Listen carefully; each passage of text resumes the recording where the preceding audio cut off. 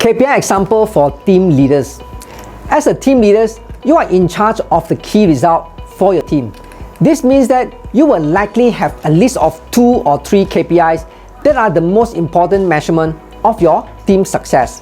For example, if you are in charge of a sales team, you probably have some key metrics about how much money you make and how many deals you close.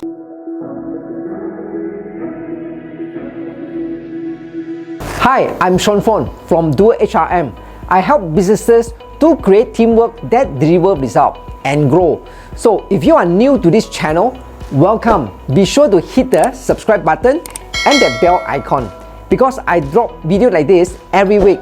And for members of Doerpreneur Circle, welcome back. Your team members would each have their own KPIs that add up, but you would probably be in charge of the team's total numbers.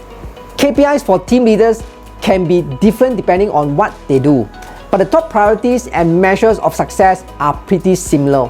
As the leader of a team, your top priorities are the people on the team, their growth, and the culture of the team. Because of this, some of these metrics are very clear, while others are less clear.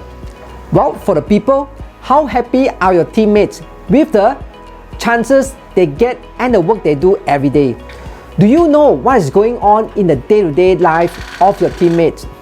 Are new teammates happy with what they have and able to ask for help when they need it?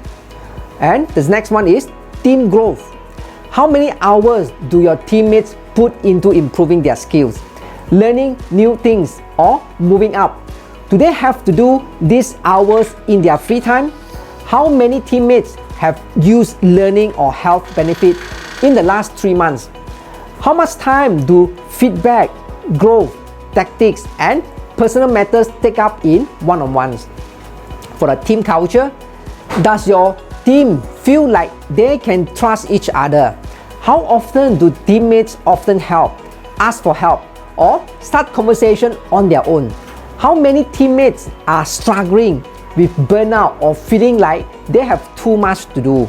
By answering these questions, you can get a better idea of how healthy your team is and give traditional long-term metrics more meaning. Now, we have finally come to the KPI example for team leaders. It may help you to measure your team's development. Let's take a look at them. Here are the top 5 KPI examples for team leaders. Team retention. It is important to grow and keep your top performers. You might want to keep track of the KPIs about how many people leave or stay on your team. Promotion within your team could also be a good measure. Employee satisfaction or Pulse score. Some companies use employee satisfaction survey to find out how happy their employees are. If you have this kind of information broken down for your team, it could be helpful. It might not be a good KPI to measure every week. Instead, you might need to dig deep to find out what the best predictor of happiness on your team are and measure those. Team Health Index. This is a simple gut check matrix that we use to see if anyone on the team is feeling too busy or too full.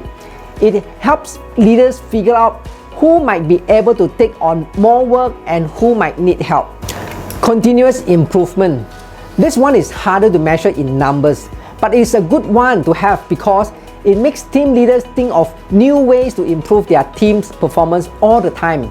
One way to do this is to add a comment box to their one-on-one meetings where they can write down ideas of how to keep getting better.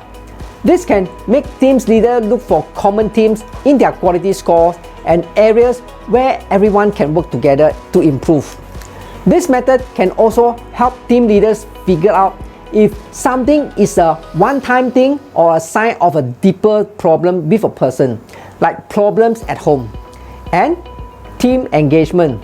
Again, this is hard to measure in numbers, but if you talk to a team leaders once a month about any creative way they are getting their teams involved, you can get an idea of how well they are helping to create a fun and engaged culture. This could involve celebrating performance and planning teams' lunches or bringing in sweets and treats. It is important for team leaders to be evaluated on how well they handle the personality and personal growth of their team members.